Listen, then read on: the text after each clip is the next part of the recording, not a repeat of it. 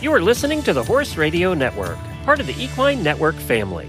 What a beautiful day for horses in the morning. You are listening to the #1 horse podcast in the world. Here's your entertaining look at the horse world and the people in it.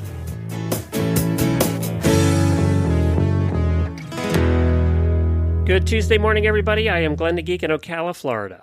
And I'm Karen Chatton from Gardnerville, Nevada, and you are listening to Horses in the Morning on the Horse Radio Network for July 14th, episode 3996. This episode is brought to you by Endure Gold Killer Fly and Mosquito Control. Good morning, Horse World.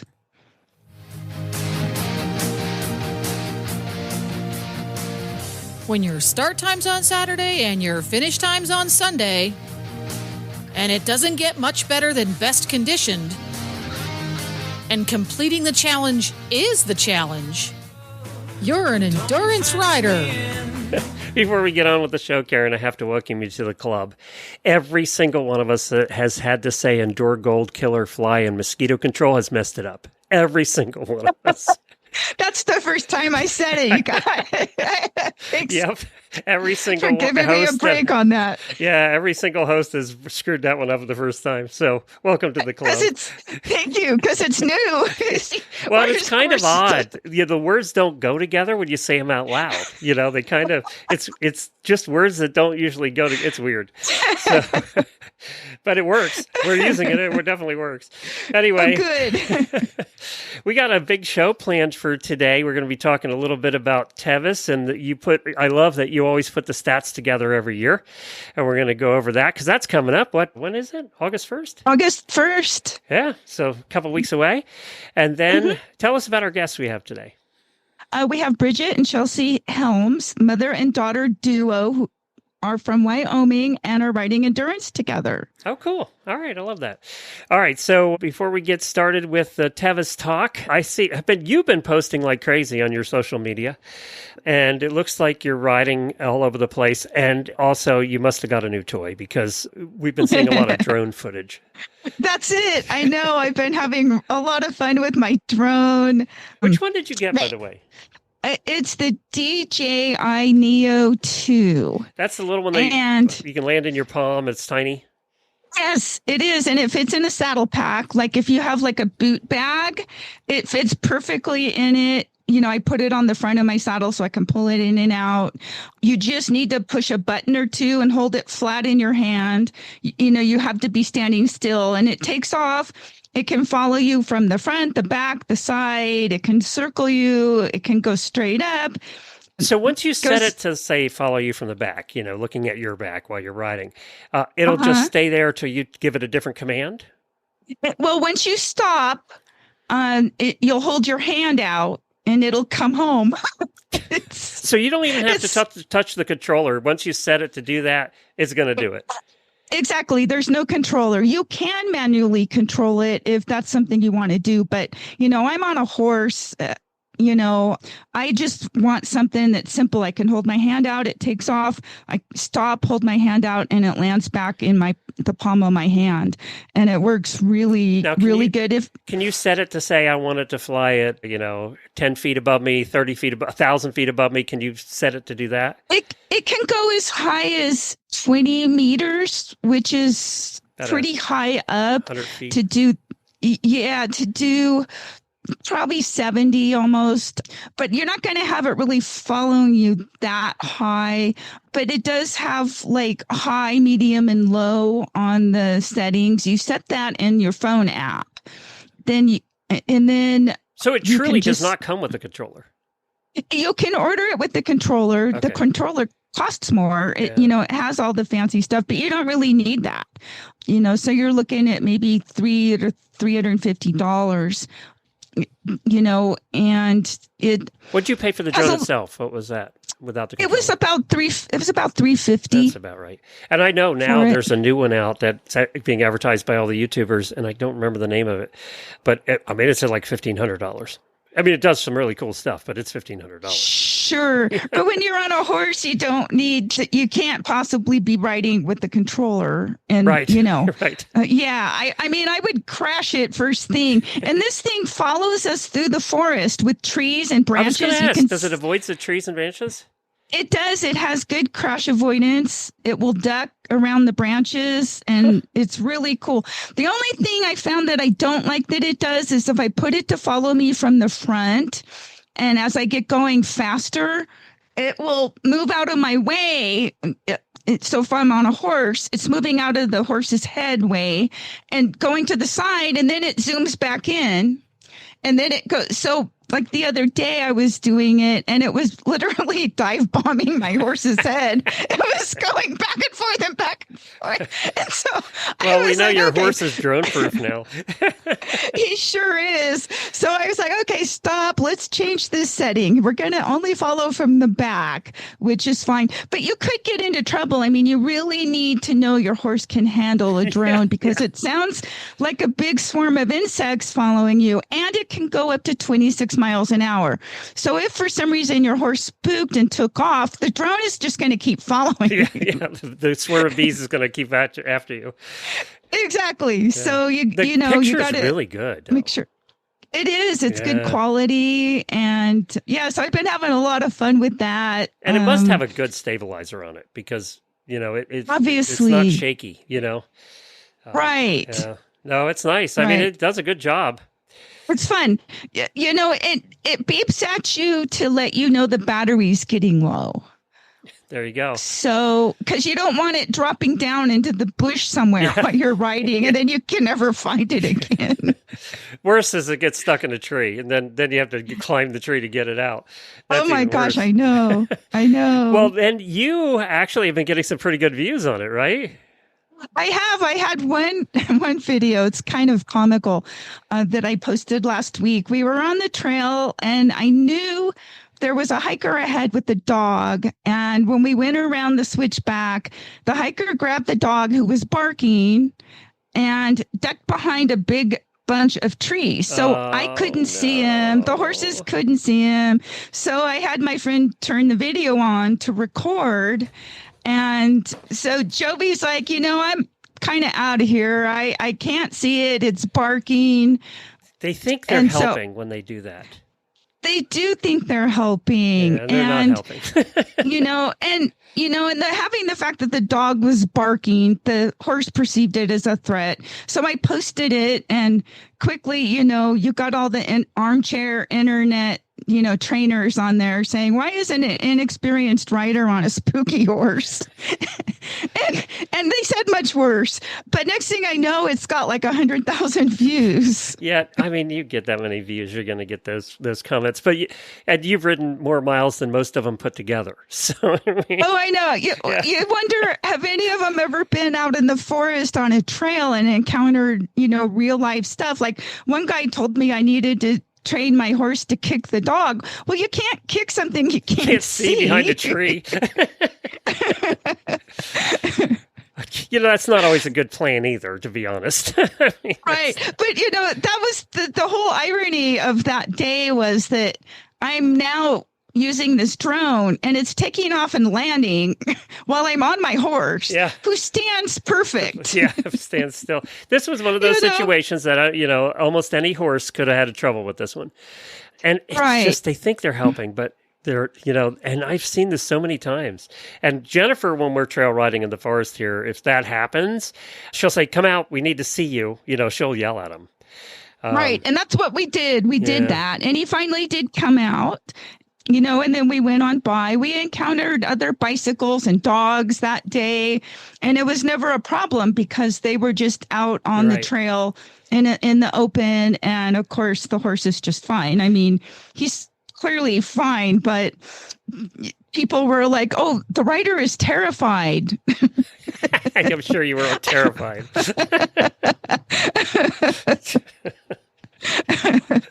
I don't know when the last time I heard you terrified about anything, to be honest. I know. This is why Jamie has a tough time now posting. She wants to post videos of her training these thoroughbreds, that are off the track. And she just hates to do it anymore because you always get that group. No matter what you do, you're doing it wrong. It doesn't matter. But you're always going to have that. I mean, especially the higher numbers on the video, the more you're going to have.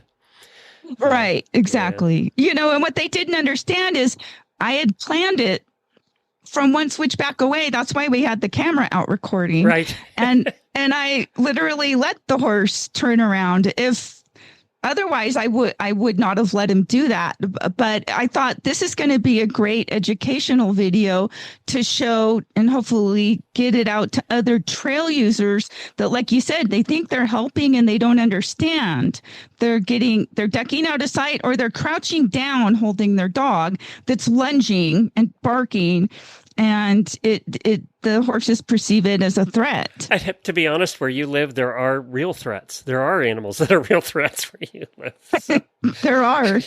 Yes. We had a bear last week that went up and down the whole neighborhood. And so now there's signs up saying they got into them all. There was trash everywhere. And there's signs up now saying high bear activity, beware. And maybe get a new trash can that's a little more bear-proof. I know.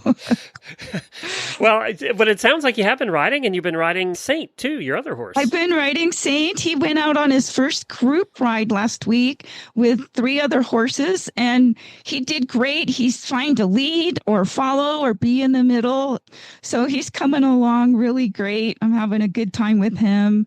And now I've got the other one I need to start riding too. So, well, good. I'm glad your foot's better, and it sounds like it's all good. Yeah. Yeah. Yep. All right. Well, let's talk about Tevis. This must be the 12th, 13th time we talked about Tevis, but we'll get to that right after I do the commercial that has that name in it. This episode is brought to you by Farnham and Endure Gold Killer Fly and Mosquito Control, a new fly spray for horses. Discover fly protection redefined with Endure Gold. Made to annihilate flies, ticks, and mosquitoes with a brand new EPA-approved ingredients that have never been seen before in equine care. Endure Gold is backed by science and built for hard work, delivering fast knockdown and amazing fly protection. Add Endure Gold to your arsenal and upgrade your fly control rotation. And I will say we are using this, and it really does work. We're using it this year because we'll use one fly spray on one horse and this fly spray on the other horse, and the horse without it will have flies. So we've been finding good luck with it this year. So look for Endure Gold Killer Fly and Mosquito Control at your tack shop today or at your online store. All right, Tevis. I think, again, this is our 13th, 14th time talking about Tevis. And the one thing I noticed right away is your first stat here is the number of entries is way down. Right. But they've been getting them up. They were even lower a week ago. So that's a good trend. We're up to 86 entries right now. I mean, when we first started doing this, we were at almost 200, weren't we? Uh-huh. Yeah. Yes. Yeah. And, a lot of factors, obviously, we all know what they are going into it this year. So were you surprised at that? I mean, it'll probably round out about 100, but were you surprised at that? Because last year there was under 100 too. Yeah. Okay. And I think, it's just a tough time in the economy and for people that own horses in general. It's, but this is one of those bucket list rides that everybody aspires to do. So it's something that a lot of people want to do it at least once. And then you get the ones that are truly addicted and they can't stop themselves. They have to go back year after year. All right. Well, let's hear some of the other stats here. Okay. So the United States has 85 entries. Out of those, 71 are from California. Oregon has 3. Texas 2, Colorado 2, and these states all have 1. Alaska, Idaho, Kansas, Nevada, New Mexico, Ohio, South Dakota, and Washington. New Zealand has 1 entry. It looks like they're the only international. So what I see with that is no East Coast. People are not coming out from the East Coast.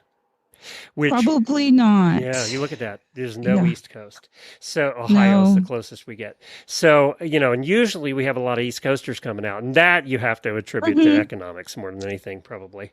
Well, but you do have Heather and Jeremy Reynolds who are coming from Florida. Yeah, but they also have a place in California or Nevada they or somewhere do. out there. So, yes, they do. Yeah. So that's what I'm saying. You look at that and you go, okay, that's half the country missing.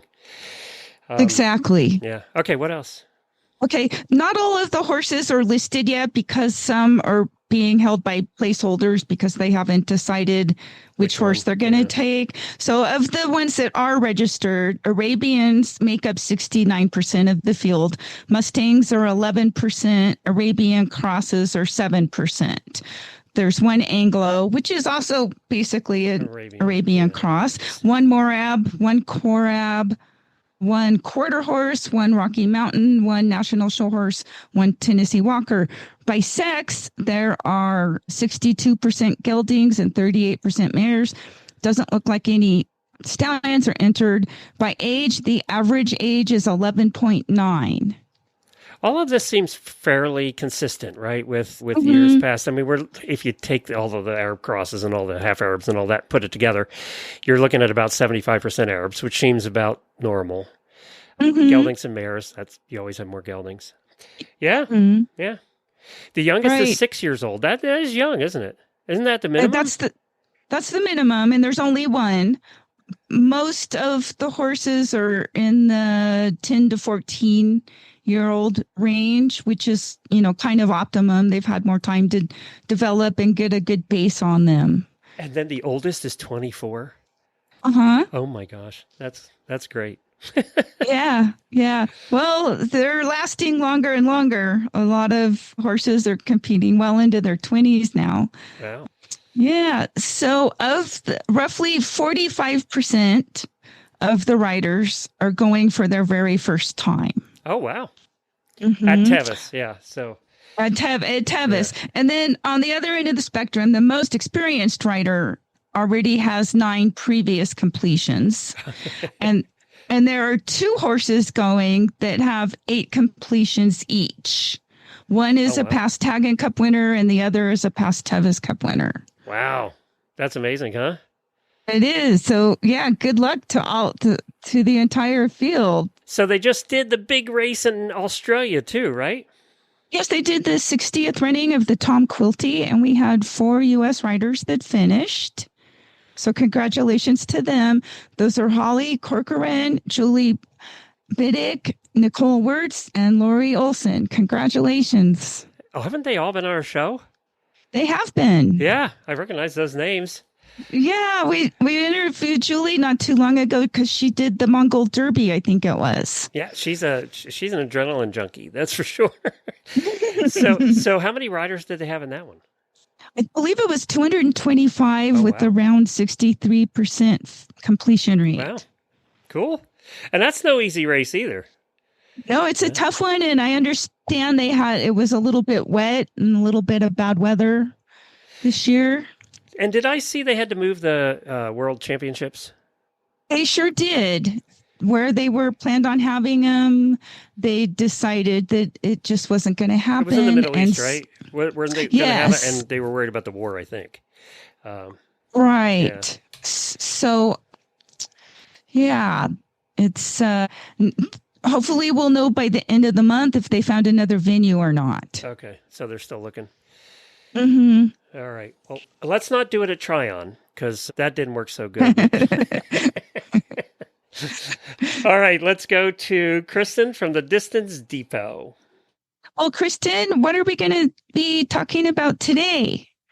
Well, today I thought since we haven't had for a while a less expensive heart rate monitor option, we have been able to bring that back, which is great because I know a lot of people, even though the Blaze has been doing very well, and that's the tail wrap for those of your customers that don't know or listeners that don't know about the Garmin Blaze. It's a tail wrap that goes around the horse's tail and reads the data, heart rate monitor, heart rate and distance and all of that good information and transmits it to your watch.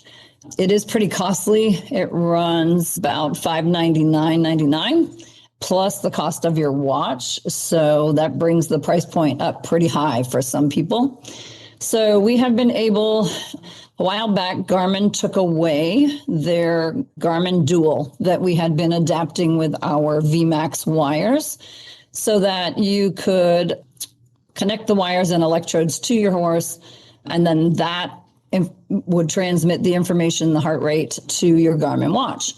So we have found a replacement. It is called the Cuspo H6 Ant Plus. It's a Bluetooth heart rate monitor as well. And so what we're doing is adapting that little heart rate monitor block with our VMAX wires and electrodes that we've been using for years. And then you can pair it with the Garmin watch you already have or purchase one of the less expensive Garmin watches. There are so many units out there. We happen to stock the Forerunners by Garmin, but they have a million different units. I tell folks, before you purchase one of these, go to Garmin.com and look at, take into consideration, are you doing 25s? Are you doing 100s where you're going to need a longer battery life? All of that information and much, much more than what we put on our website is on Garmin.com. So you can check out the units you want. Come to our site. We've got the Forerunners, as I say. You can pair it with the Cuspo heart rate monitor and our adapter kit if you're new and just starting out. And, those units start as low as $389.98, which is a complete system, watch, heart rate monitor, all the wires, everything you need essentially to get your horse's heart rate and so much more. The Garmin watches really do offer lots of data. So it's a really nice option for your heart rate monitor systems. Yeah, I know the Garmin watches have come a long way too, like with the battery life, especially. They have. I wear one at the gym. I mean, it gives you great data, how many calories burned. Of course, for the horse, you can do how fast you went, how far you traveled, and of course, the all-important heart rate. So super, super nice to bring this back and offer a lower option for those that have been asking for that. How would somebody get in touch with you if they wanted to order? I know a lot of this is overwhelming, so really do call us, ask for me, and I'm happy to walk you through this stuff. You can visit us at www.thedistancedepot.com or call us toll free 866-863-2349. Yeah, and I would say if it's your first time getting a heart monitor, call Kristen, because you don't want to put all that money out and have something you don't like, right? So it is, you've dealt with this for years, and it's not, it is something you should probably get some help with. It is overwhelming. Yeah. Sort of like drones, huh, Karen? They're kind of overwhelming now too, which one to get. We talked about Karen's new one and how much fun she's having with it. I know, it looks awesome. I've been watching her videos and stuff. Oh my gosh, so much fun. Yeah. And, they're so automated nowadays too, which is really, really nice. Oh yeah, because there's no way I could fly one manually. It would end up in my neighbor's tree or 2 houses over on the roof. I'm sure of it. I have one, and I've not gotten good at flying it. I am not good at flying it. It's just for some reason some people just figure it out, and I am not one of those people. So, thanks, Kristen. We appreciate it. TheDistanceDepot.com. And today we have 2 amazing guests who are completely redefining what it looks like to ride distance as a family. You might follow their journey online at Riding Horses and Raising Kids. We have Bridget Helms and her daughter Chelsea. They are out here proving that you don't need a traditional distance horse to crush big miles, and that the best trail partner might just be your own family. Bridget and Chelsea, welcome to the show. Hello, thank you for having us. Okay, well, let's talk about how did you first start getting involved in horses and then into endurance? Bridget, let's start with you.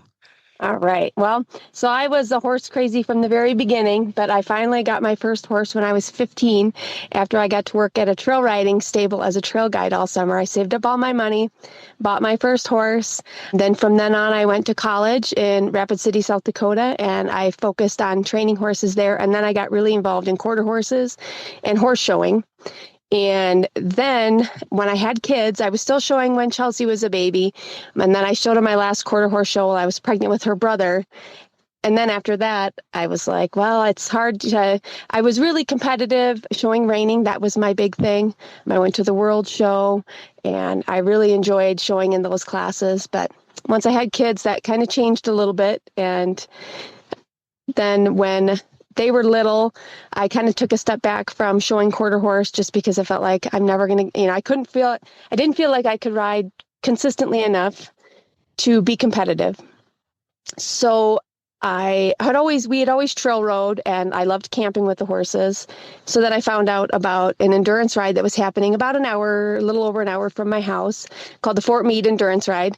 And they said they have an intro ride and anybody can come. So I was like, well, I can come then. I can do 12 miles.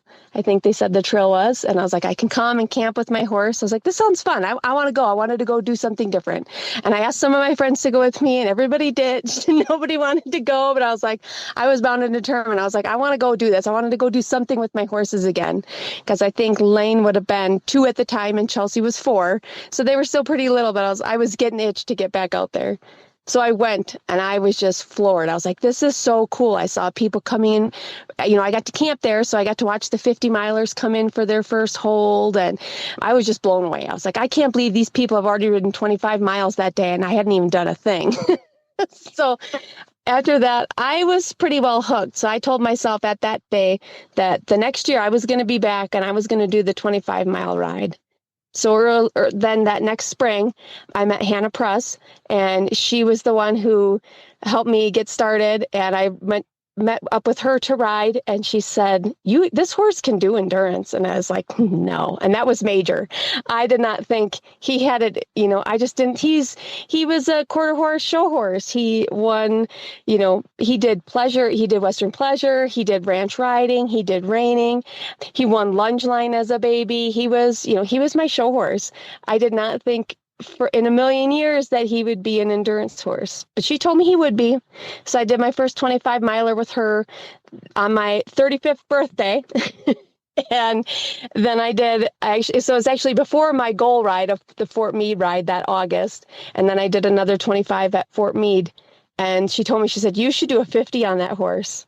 And I was like, okay. And he was 9 at the time, so it's not like he was a super young horse. So he had definitely had the miles under his belt that he could do it. And so we did it. And then I've been stuck on 50 since. And that's when Major's Decade team year started in 2018 when he did his first 50. Oh, you're getting close. We are. We just got to do one next season, and we've got it.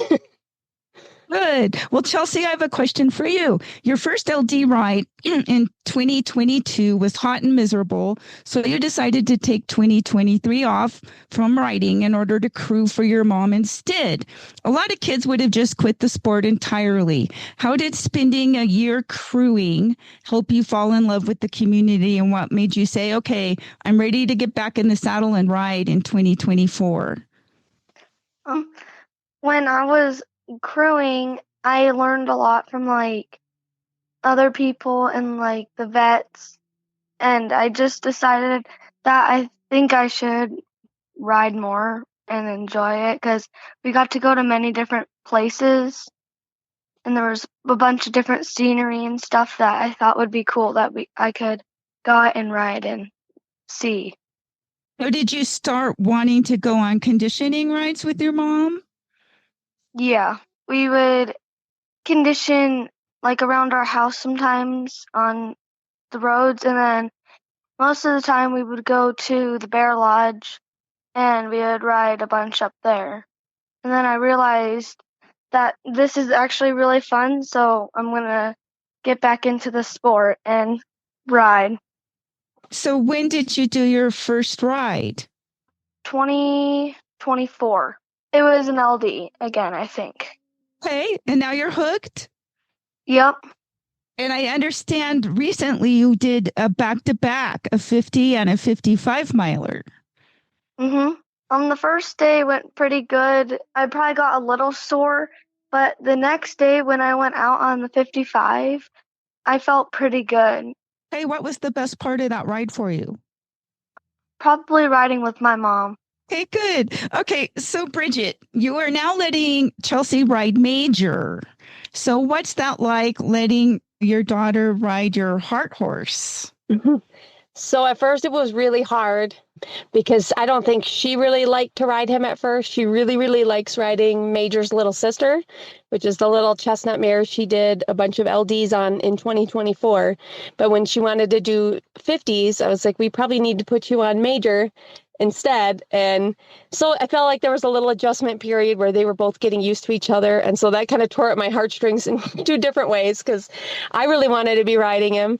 I love to see her ride him, but like watching their relationship grow, like this year, I feel like they are on the same page and they take really good care of each other. And so it is really special watching him pack her around and treat her. So those two, watch their relationship develop and watch how they treat each other and just see them together. So now it is kind of hard because it's like, well, I really like riding him, but I also really like watching her ride him. And riding with her has been really good for my gray horse because I've been bringing him along. And so it's been really good for several reasons because I put her on the more experienced horse and then she can kind of help me through on my young horse. And so it's been good confidence building on both ways, where it's almost like I'm mentoring her and then her horse is mentoring my horse. And how do you work out all of the scheduling and the time to go and condition as a family? We really have to work around, school and my full-time job. So a lot of times we try to aim to ride at least 3 days a week. So on weeknights, we usually try to do, somewhere between 5 and 10 miles, maybe a little bit more, just depending on how much time we have. When the days get longer, it gets easier. But at first, when we're first starting to condition, it's a little bit harder, in February, March, when we're starting to get things going and the daylight's really not in our favor. But, and then we save our longer rides for our weekends. So either Saturday, Sunday, whatever day fits into the schedule better or the weather looks better, then we get out for a longer ride those days. So it just takes a lot of commitment. Everybody my husband and my son, they have to know, like, no, we have to ride these days. We have to get out. And I think everybody's pretty used to it now. They're like, yes, we know you guys have to ride.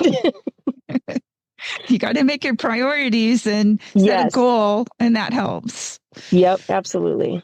Okay, so if there's somebody out there listening and they're looking at the ride calendar and they're riding a quarter horse or another breed that's non-Arab, or even if it isn't Arab, wondering if they can actually do this, what would you tell them to give them that final push to just sign up and go do it? I would say reach out to the people that, like what I did when I decided I wanted to go. They had a Facebook group for the ride. And so I joined it and I, started conversations with the people that were in the group. And I tried to at least try to get to know some of the people. And everybody was really welcoming. They're like, yeah, when you get there, come say hi. And for me, meeting a mentor made the biggest difference because if I didn't have Hannah telling me, yes, your horse can do this, I don't know if I would have been like, yes, my horse can do this. So I think finding people, just getting to know people in the community and having their support, because I felt like for me, that meant a lot to know that somebody who actually knows what they're doing says that my horse can do it. I think a lot of times we don't believe enough in ourselves and what our horses are capable of, because a lot of horses can do it. If you look at, like, Chelsea's only ridden quarter horses in endurance. She's ridden 3 different horses. Her first LD was on Major's mom, who was 21 at the time. And then her other LDs were on Major's sister, and she's like 13.3 hands tall and almost as wide as she is tall. She's just a little brick house of a quarter horse, and she does just fine on LDs. So I think sometimes we think, oh, that horse doesn't look like an endurance horse. But if you are, a lot of horses can ride to finish. You just have to ride within their conditioning and within their capabilities. So I think a lot of people just need to get out and just try it. And if you're, do an intro ride if you're really not sure. But I think a lot of people would find it's super fun if you just get out there and just come join us. We're fun people. Exactly. Okay, let's do some fun questions. I'll ask both of you this. Let's start with Bridget. What's your ultimate non-negotiable trek snack for traveling on the way to a ride? Ooh. Well, I know when I have to go shopping, I better not come home without fruit by the foot. Okay, so Chelsea, is that what you like? The fruit rolls, or is there something Yes. else? I Okay. like the fruit rolls for trail riding because it's like a one-handed snack. Okay, so you can trot and snack at the same time. Yep. Have you mastered the skill of trotting and cantering and drinking at the same time? Yes. Oh, good. Okay, between the two of you, Bridget, who handles the pre-riding packing better? I would say that's all me. And then sometimes she's like, Mom, where is this? Or Mom, did you remember to pack this? So hopefully she starts joining in on that a little bit more because I don't always remember everything. Yep. Yeah, with two of you, you got to make sure you get all the tack and everything. We used to have a mobile tack shop, and the one thing we would always sell at every show is girths, because you'd be shocked at how many people forgot girths. I believe it. You know, it's just like you can't do much without it. So Bridget, what's Major's favorite vet check food? You know, he kind of goes in spurts, but he loves to graze grass. If there's green grass there, and he'll never turn down a carrot. Well, that's good. Chelsea, if you're out riding for a long time, what's your favorite topic or song? Do you guys have favorite things that you talk about, or do you sing? What do you do to pass the time? We probably talk about the animals at home and like imagine what they're doing. And we also talk about random things sometimes.